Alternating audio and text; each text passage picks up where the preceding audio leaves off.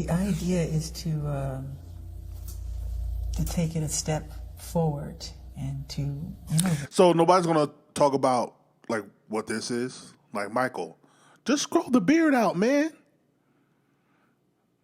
Let the face. No, never mind. Never mind. I'm sorry. It distracted me. The idea is to take it a step forward and to innovate, or else why am I doing it? I don't want to be just another can in the assembly line. I want to, create, do something that's totally different and unusual. It's like, I hate to say it, but it's like what all songwriters say. It's true. It's like you don't write the song writes itself, and it just kind of falls into your lap. It's like when you say, gee whiz, did I do this? It was that sort of thing. Is video the same, or is video more work? Kind of. I think so. It's a cousin of the same creative, intent. I think. You let it create itself. Really, I know I do. And that's the difference between people like Michael and his generation, and other artists. Like, I just watched the Motown documentary, which is on Patreon, and to see the writing process of them, like how they, Smokey and Berry Gordy and all the other writers, like how they curate their songs. It's like, ain't no way record labels are doing that today. There's just no way. And that's why a lot of songs are here today, gone tomorrow, because there's no care in it. It's all about, well, can this be on TikTok? Can this be on a commercial? But it's like, you got to allow the song to write itself. And a lot of these record labels or even these artists, I don't know. I'm not going to make a definitive answer. But I don't know if they truly care about the art more than the fame. But I love what Michael says. He says this every single time. He says, he never takes credit for the records. He always says it's a source or as God wrote this. So Michael's so humble, bro. Like, it's insane. You're the greatest artist ever. It has to be completely entertaining and have a sense of, a linear sense of continuity. As far as, I like having a beginning and a middle and an ending. So you could follow a story and not just be a collage of images, And sometimes that's great too. It depends on what the director has visionary, what he sees really. How much do you put, faith or trust, or how much of it do you let the director decide? Are you very involved in the concepts? Oh, I'm very much involved in complete making and creating of the piece. It has to be from, my soul. Usually, it's an interpretation of the music, so I would think so, yes. But I'm hearing a radio next door, by the way, so I just picked the wrong time to start cranking the tune.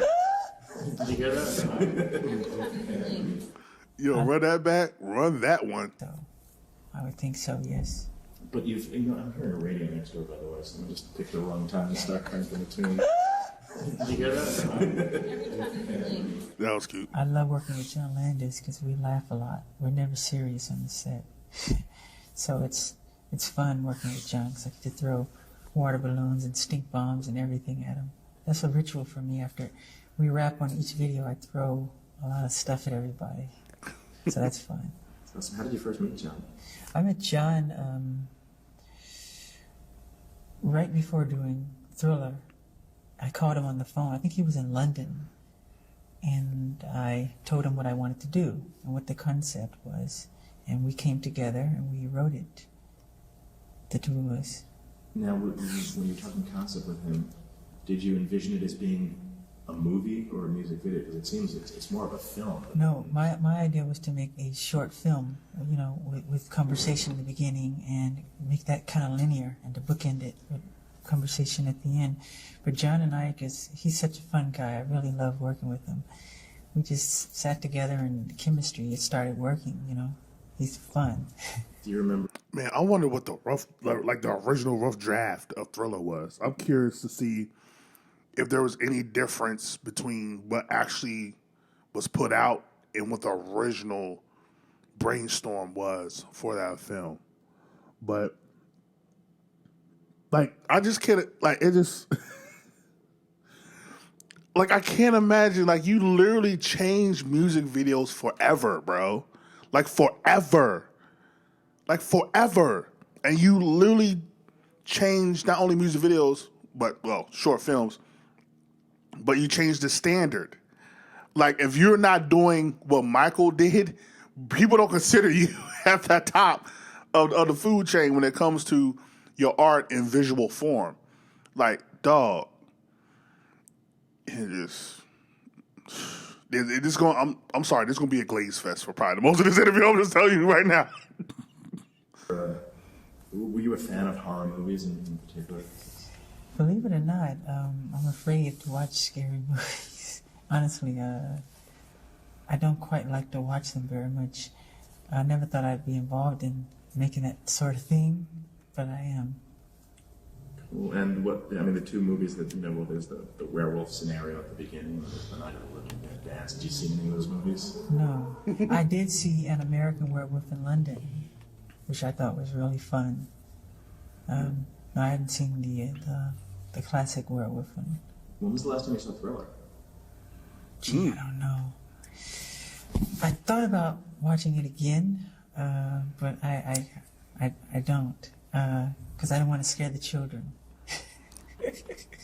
Now, this is interesting. Actually, that's a very great question. Like, do you ever go back to watching your old short films or listen to your old music to get inspiration when you're creating something new, or it's a blank slate and you don't want to be recreating something, right? So I'm very interested. 'Cause I know he listened to his music because I watched photo shoots and stuff like that to where he listened to his old music. But I'm really curious, like, when he's creating, does he try to completely avoid listening to all his old stuff or watching his old stuff?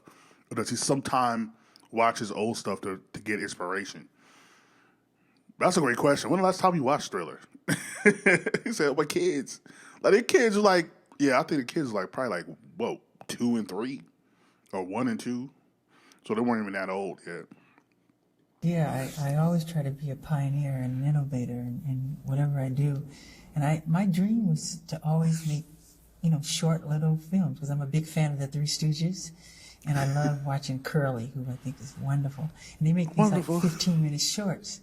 And I said, gee, I would love to do something like that one day, with a linear story. So this was my opportunity. Rod Temperton, who wrote Thriller, that was one of the first raps, actually. He thought of having a rap at the end of it, and we called up Vincent Price, and he says yes right away.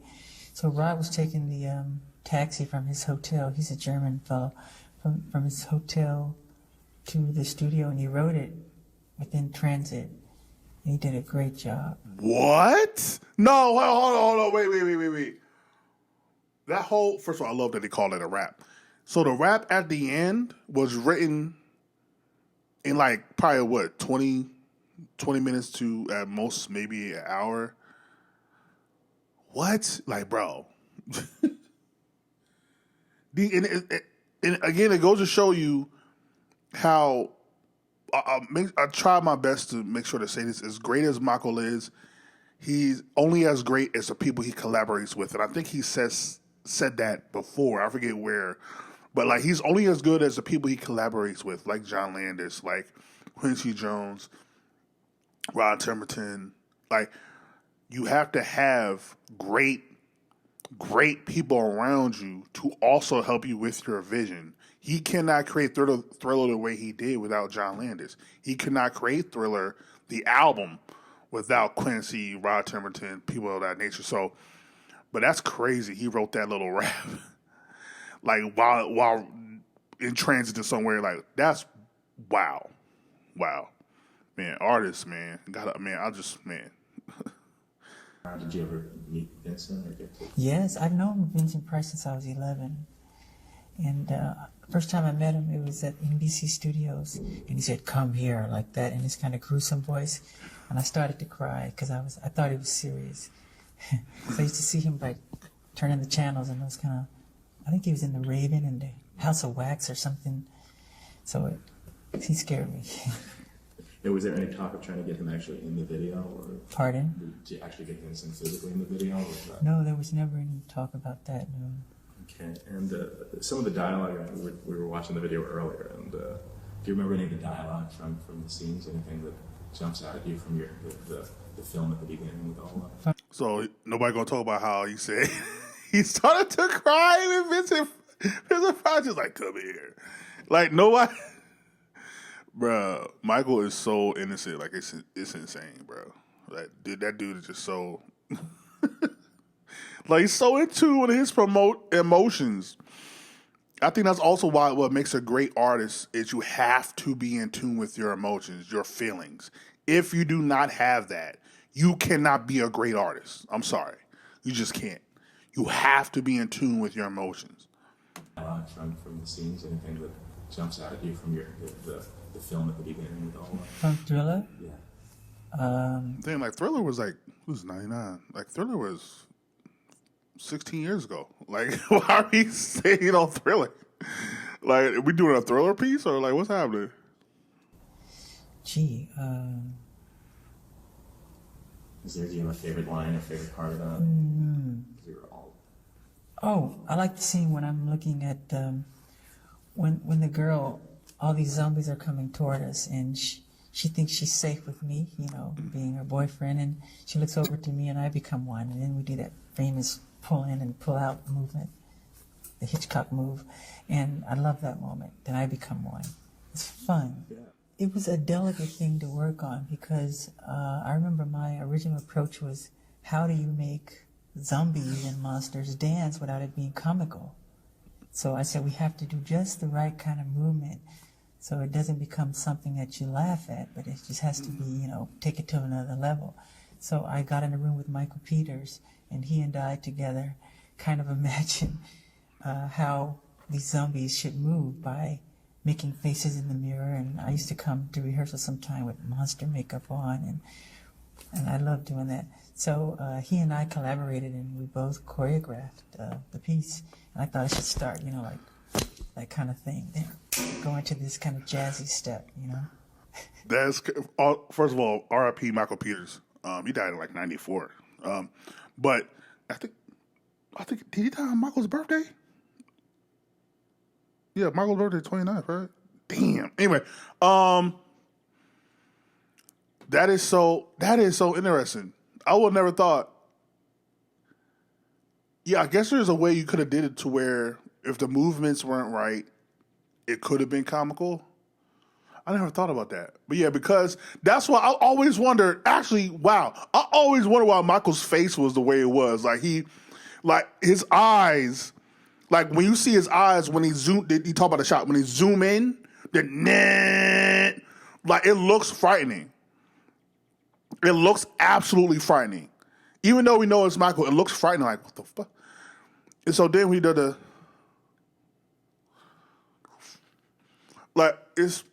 yeah. That's all I mean. Michael could have been a great actor, bro. Even though technically he is acting in a lot of his short films.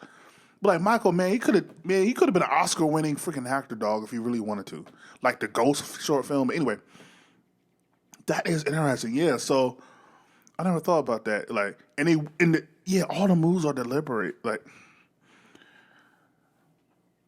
wow, I never thought about that.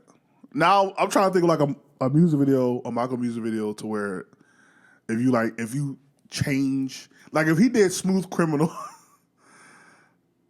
Nah, I think Smooth Criminal choreography still could have worked in Thriller. Maybe like Remember the Time. Like maybe, yeah, if you did like Remember the Time choreography in Thriller, I think people are like, what the or like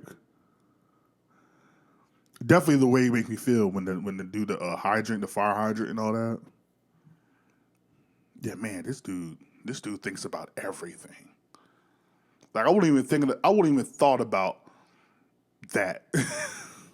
It's awesome because it Kind of gruesome things like that, you know. Not too much ballet or whatever.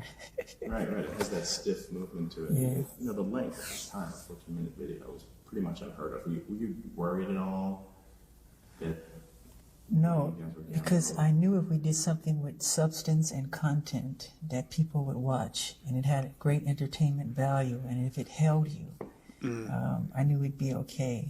And that was the idea, you know. When you made the video, when you were making it, when you finished it, did you realize just what you'd accomplished, that this was going to be this groundbreaking? When I was in the editing room, I knew I liked it. I enjoyed it. You know, it has to be satisfying for me. And I enjoyed what I had seen when we finished it. So I was happy with it. Now, you know Michael don't like nothing that he does. Now, you know Michael was probably crying after he was like, I don't know if people are going to like it. You know how Michael is, man. We love you, Mike, but like you're too freaking critical of your stuff. But yeah. I wonder what that feeling was. Because I don't, like, how do you even judge how people feel about a music short film? Because you could do it with music because you can perform your music video in front of people. You can see people listening to it in the car or at home or whatever, or at the disco or what? No, this has been 80. Yeah, at the disco or the club, whatever. Well, how do you judge how people feel about the Thriller short film? So how do you judge that? Actually, that's a good. Like, how do you know people like it or not? I guess people have to call them, or I don't know. Yeah, how would you judge that? I don't even know. Never totally satisfied, but I was happy. What about it would Told have you. changed if you could? I remember I was happy with certain cuts and angles and timing and, you know, those sort of things, you know. Your own worst critic, huh? Yeah, it has to be just right. Beat It. It makes me think of the song and working with Quincy Jones and all those wonderful people. I love Quincy. He's a wonderful guy to work with. And I remember him telling me to write a song that I would enjoy, you know, with an edge. So I went in my room and wrote Beat It. I don't know why, but I did. About, you know, two gangs coming together. And the song is so self-explanatory that it's so easy to make this short film. And I had seen, I think it was a McDonald's commercial. And I said, God, I like the rhythm and the cut of this commercial. I said, I want this director for this piece. So I reached out to him.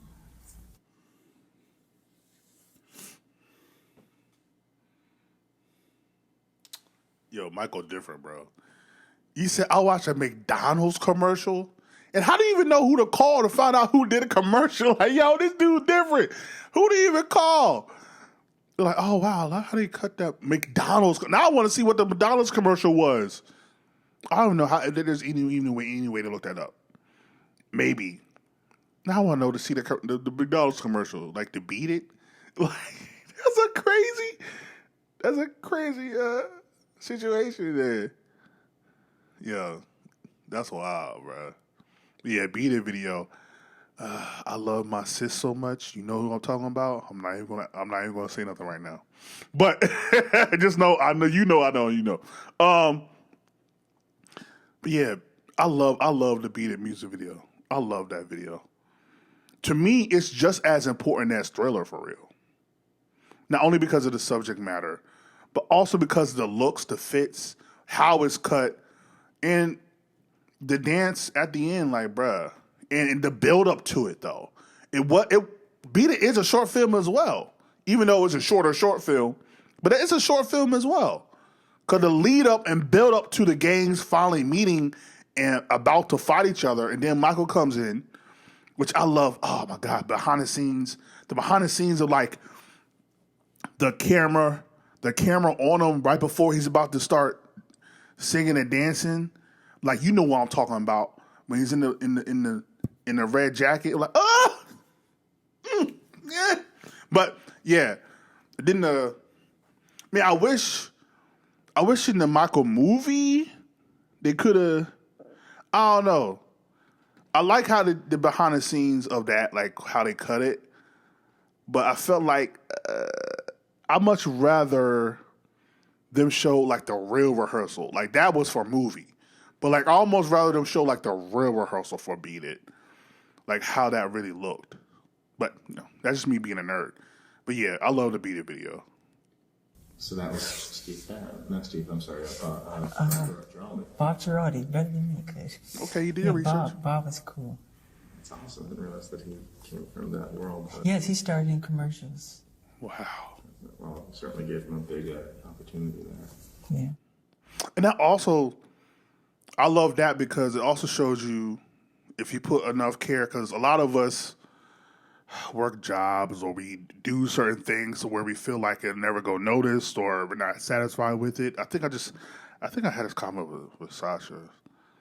Like, sometimes you just got to put it out, bro. Like, stop worrying about, like, how it's going to be perceived or it's going to do well. Like, sometimes you just got to put the art out. Put whatever you're doing out. If you truly love it, if you truly appreciate it, just put it out. Don't worry about how it's going to be perceived. And I'm pretty sure the director of the McDonald's commercial put all his heart and soul into that short thing because it's probably the biggest thing he's done up to that point. Not knowing that the greatest artist in the world was going to call him up to do a short film for him later down the line. So that's just a great lesson, man. Just put your heart and soul into whatever you do, your passion, and it will eventually, most likely, it will flourish. There was a time. Was there a controversy at the time that MTV wasn't playing? Wouldn't play the video and. Yes. Was it Billie Jean or Beat It that basically broke the racial I think it was Billie Jean, because that came before Beat It. It was between Mickey Schulhoff and MTV. I don't know the whole story. But still, how did that make you feel to finally, to be the one to kind of be the first? It makes me feel happy. It really does.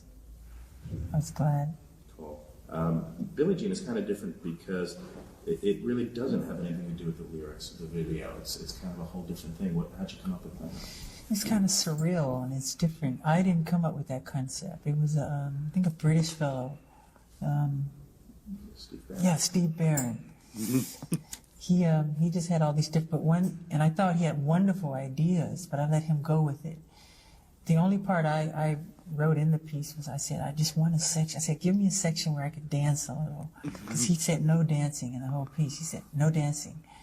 I said, just give me one little moment. So that whole section, you see this long street and this billboard of these two girls. One of them is Billie Jean and I'm dancing. That's the only part I contributed. And the funny part is outside of the...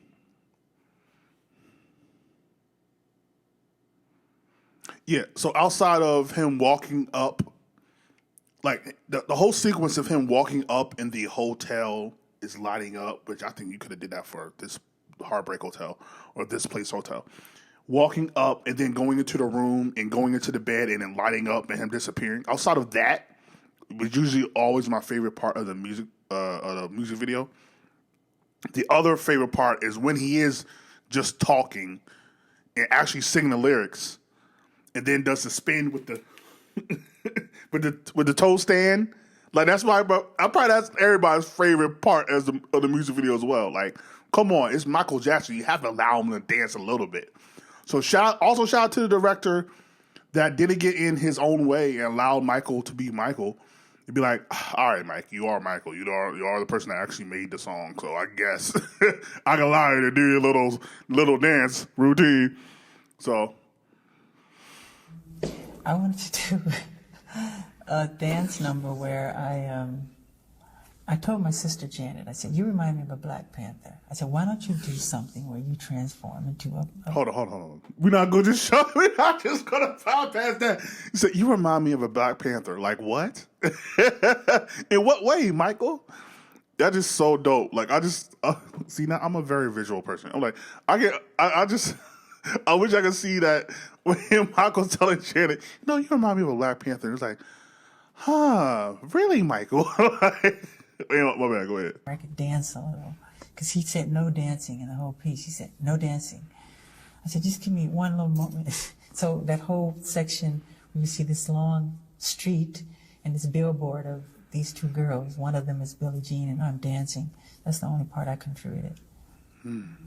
I wanted to do a dance number where I told my sister Janet, I said, you remind me of a Black Panther. I said, why don't you do something where you transform into a Black Panther and you transform into yourself again? She said, I like it, but she didn't go with it. Because the two of us, we always think alike. So I told her I was going to do it, so I did it. And in the dance... Oh, do you think... Hold on.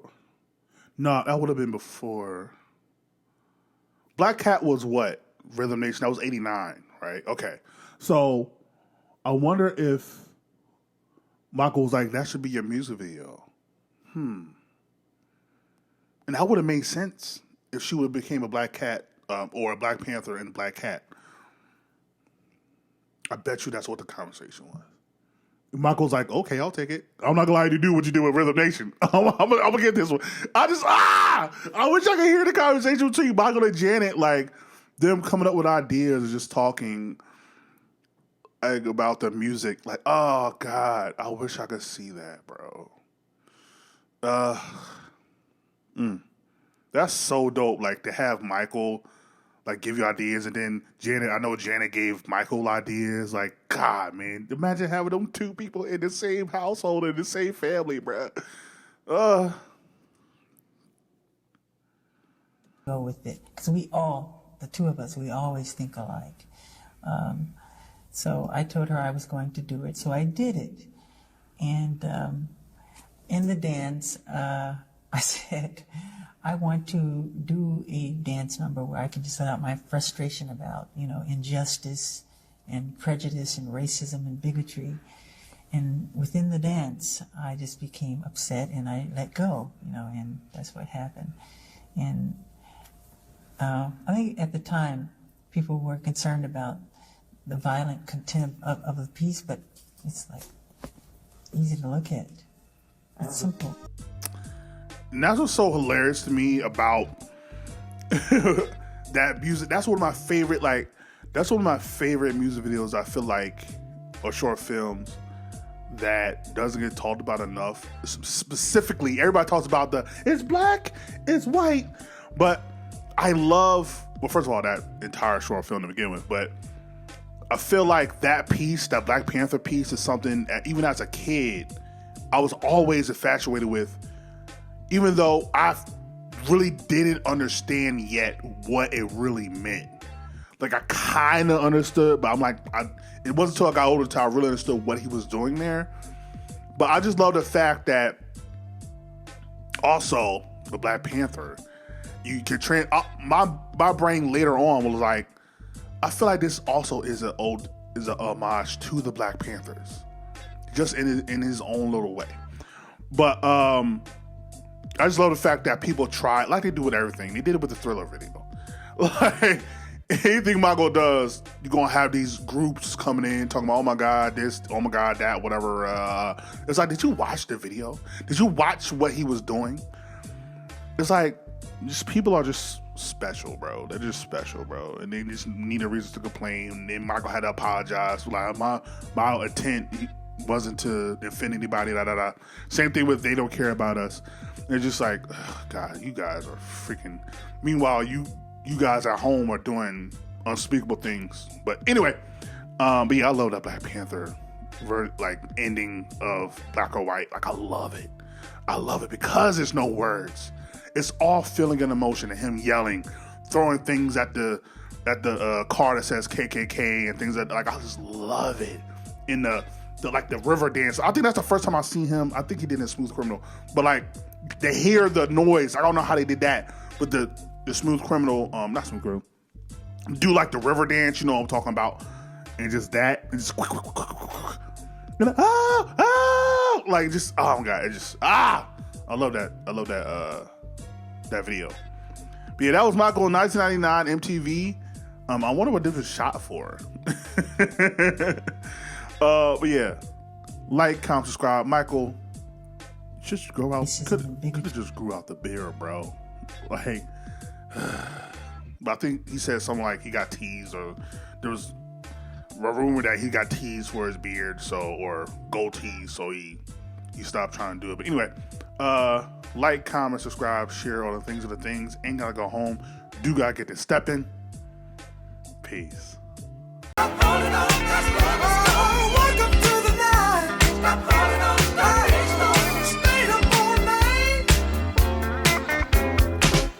Did you tell me this was over?